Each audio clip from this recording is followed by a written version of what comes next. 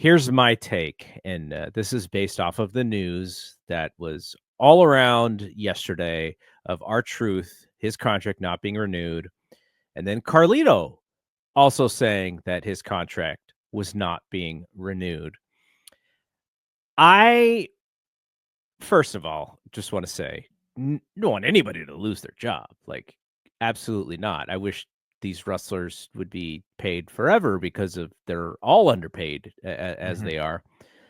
But as the business, the current TKO business is, Mark Shapiro said, revenues are the baseline. That's all they're chasing. They don't care about anything else. And, or actually, I think profits, not revenues. Profits were what they were chasing.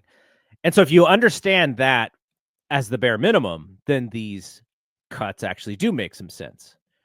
R-Truth is a great character, and he doesn't wrestle at the same time. So he's kind of one-dimensional on their television show. It's not like, they put him on Saturday night's main event, and, most everyone poo-pooed it. And, some people enjoyed it. I thought it was a kind of a waste of time. But then, you hear the news and you're like, okay, that kind of makes sense, even as much as it sucks for R-Truth. But at the same time, if you look at his career, this dude was a success. Dude was an absolute success in the professional wrestling business. As I can remember when he kind of came up as a prospect, like he was K-Quick in WWF with the Road Dogg and stuff. And he was like, oh, who's this young dude? He's athletic and he has a good rap game and he talks quick. And I was like, yeah, this guy's cool. Now, he never reached the level, but talk about one of the greatest role players in WWE history, just being able to transform his character into different versions of it. And then, when he was in TNA as well, people remember him in TNA in those early years of TNA, and then comes back to WWE, has the tag team match with The Miz against The Rock and John Cena, which was pretty memorable. My favorite version of Truth was when he had the invisible friend, Lil Jimmy. That was my favorite version. So just a guy who could adapt. And even as he got older and maybe the wrestling stuff wasn't there, was still able to provide value. And in this day and age of TKO, him being on the chopping block, because I'm sure every year that he was working for them, his salary probably got a little bit better, and which is how it should work. If you're there for a while, you should get raises and all that stuff, especially as the company is being more successful. And now he's got probably a higher contract than his actual value to the company. And it didn't surprise me that he was the one on the chopping block. Now, here's my real take. I'm actually more surprised that Carlito was cut than I was R-Truth. And the reason is because, there's two reasons mostly. He's in a not tippy-top main event, but he's in a storyline that kind of carries Raw every week with the Judgment Day. He's not the biggest part of it, but he's still part of it. I wouldn't. I think Seth is carrying it, but they're very How many solid. segments are the Judgment Day in every week? week? Yeah, okay. If you want to go that way, yeah. From that perspective of three or four segments every week. Yeah, they are the vehicle on that show. Seth is going to be in more now, especially because he's the main star on that brand on the heel side.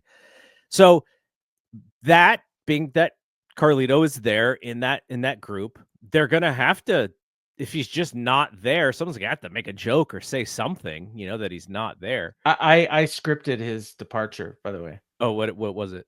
So Raquel and him have been playing this game of, will they, won't they, right? So Raquel moves in. She's about to give him a kiss. Carlito's all happy. She knees him in the balls and walks away. Camera focuses on Carlito and he says, "That's not cool." And that's it. That's the last we see of Carlito. Okay, so you are of the opinion that he's going to be on TV still. Yeah. His contract is not up. They just said they're not going to renew it. He's not fired. Now it's possible. Okay, but he went public. Yeah. I mean, and it's possible he's not on TV, but yeah, if he's not, they have to address it. I mean, frick, they're addressing Tatum Paxi every week. Still talking about GG and Shotzi. Not to mention her fiance. So here's my second reason. Yeah. Second reason is because with Worlds Collide, Oh, I think it yeah. is an advantage. I'm surprised that you cut a Spanish speaker who could actually be involved in that show. He's not Mexican. I'm not saying that he's Yeah, I was Mexican, gonna say, Puerto Rico's not part of Mexico. but he is a Spanish Yeah. speaker Yeah. and he can communicate in the language on that show as Yeah. you're trying, I hate to use this term, you're trying to whitewash lucha libre in a way to create a new, maybe a bit of more of a crossover fan, because I don't think the goal is for WWE to go, hey, we want the lucha libre audience. It's like, hey, we want these fringe fans who should be WWE fans, but they don't have a product that is Spanish speaking. And so we're going to give them that, and we're going to WWE it to death, and then hopeful that they get accustomed to that product and then they come to the main product. I think that's probably the long play with owning AAA. Mhm. But if you are going to cut Spanish speakers, I just think like Carlito could have been very helpful on a show like that. But maybe they feel like they have tons of Spanish speakers who come in at much lower price, whose careers allow them to also then wrestle in the lucha libre style, because that is also the connection to that world. Is it's way more about the in-ring than it is Mhm. in the US. So that, but again, I was like, okay, Carlito absolutely makes sense if you're looking at this from a profit standpoint, because he is going to make a lot more money than Yeah. just some random NXT person who's coming up to the main roster. And this is what we're going to really see from WWE as this roster continues to change, because I think fans are really excited when they see a Julia or a Stephanie Vakir come up to the main roster, but they're not thinking about whose spot they are taking. They are thinking of, oh, they're just adding more spots. And that is not the way that it's going to No. work. It is No, not. no. It's a checks and balances with your own bottom line. And so if you can get more value out of a Julia than you can out of somebody who makes twice as much as Julia and is maybe a little bit longer in the tooth, then that's an easy exchange where they get to pocket the rest of that money. And then they feel that Julia even provides more value. And that is what that roster is going to see. Like, I just went through the WWE roster and I was just kind of looking at, who are the bullseyes on there. And people have mentioned them. I don't feel like I'm out of pocket for mentioning some of these folks. And I'm not saying that they're going to get cut either. I'm just saying, who are the people who you're like, oh, like this person is a little bit older and probably makes a lot of money. You have someone like The Miz, someone like AJ Styles. Who's the other person that I had? Like a Ciampa and Gargano. But everybody has reasons on why Yeah. they may stick around and why they may not. For AJ Styles, for instance, you don't want to hand deliver that dude to AEW because AEW fits him perfectly Mhm. like a glove. So that would be a reason to not think of him in that way. You'd want to keep him on your roster as long as you can, because you're not hand delivering him. On the other hand, The Miz, I'm not sure that they're that worried about him going to AEW, because A, he would cost AEW a lot of money, and B, could Tony Khan book The Miz? Does Tony Khan get The Miz? The Miz is not Yeah. a good wrestler, so he would automatically be a fish out of water there. And then would you be able to book that kind of personality on your TV when your TV show does not work in that way? Yeah, it's kind of like how we talked about Braun Strowman when he got cut. Like same kind of thing. Like there's definitely a role for him there if it's done right. But does Tony Khan book his shows that way? Does his fans even want that? I mean, the fact is, my thing would be no, they don't want that, and you can use that to your advantage. But again, Tony plays a different kind of game. Whereas like the fans, even the heels, they're kind of behind. You know what I mean? Like Ricochet is like, the perfect example of that. Like everyone loves Ricochet, even though he's a heel. Yeah, because So WWE had him in a yeah, straitjacket, and now he's free to do whatever he wants, like that kind of exactly. mentality. Yeah, yeah. So, um, Yeah, your point about like guys coming up or, and then people having to take their spots. When Braun Strowman was cut, my first thought was, oh, well, Jeff Cobb's like he's taking his spot. Like obviously it's not the exact same, but it's the same level that they're at. One's a heel, one's a face, but same kind of thing. They cut Shayna, and they bring up Roxanne. Like they've got so many slots for women, they got so many slots for men, they got so many mid-carders, main eventers, this, that, and then it trickles down. You go to NXT. Oh, well, now you got people coming in from Level Up or from Evolve. Okay, so we got to cut some NXT guys and girls that we're not using. We got people coming in from LFG. Oh, we cut some Evolve people. Like that's what they did. And it's like, yeah, like you said, there's a finite number of people, whatever that is. Maybe 70 on the main roster, another 60 on NXT, and like 40 on Evolve. And so as soon as people are coming in, well, we got to move somebody out. And that's it. And that's how sports works.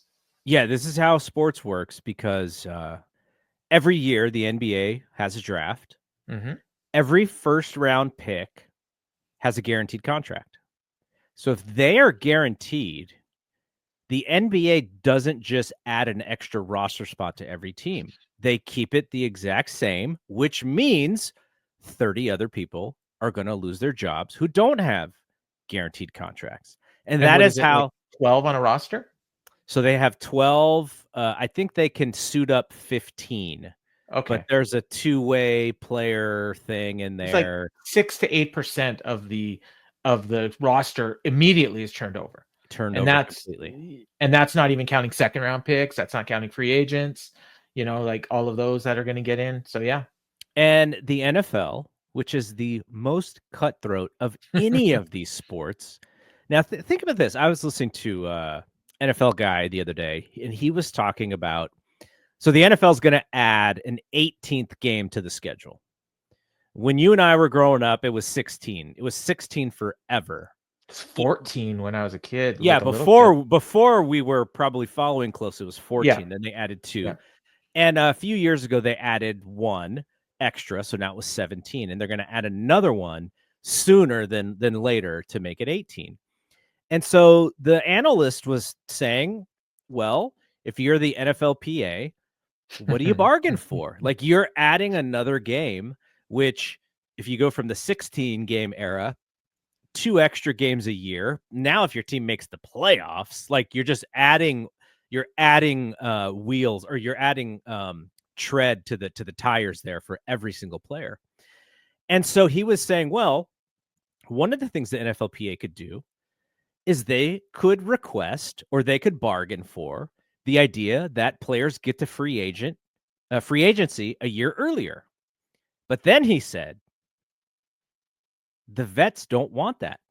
And the reason is because the NFL average expectancy rate is like less than 3 years or 3 years or whatever. So every year there's tons of people who just get hurt and they can't play. So eliminate those guys, and those contracts, if they can't play, they don't make money.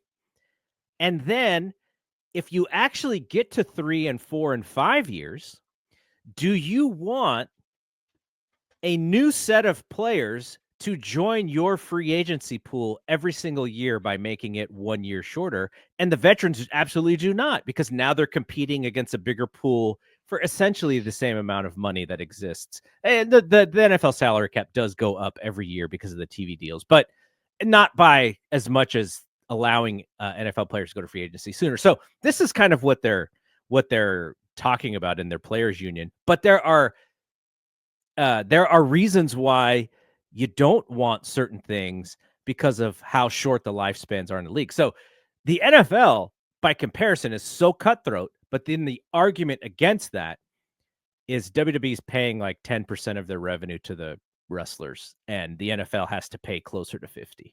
So that's the other end of it, where if people say, well, yeah, because the NFL just pays their players more.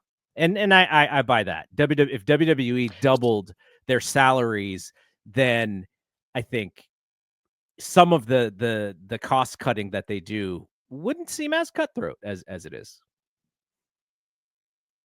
True.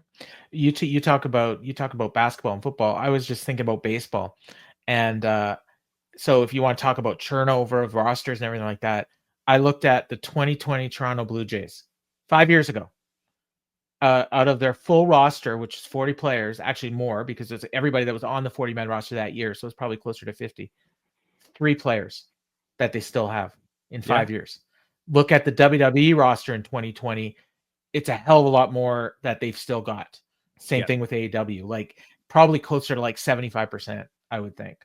So TKO, but if you looked at UFC, I'll bet you it would be closer to baseball, not quite that big, but and I think TKO, their philosophy is more like a real sports. So they're moving more towards that system of getting the old guys out, cycling in new people, and probably shorter careers where they'll probably make the same amount of money in less time, but they're not, once their peak years are over, rather than continuing to pay them, they'll just get rid of them.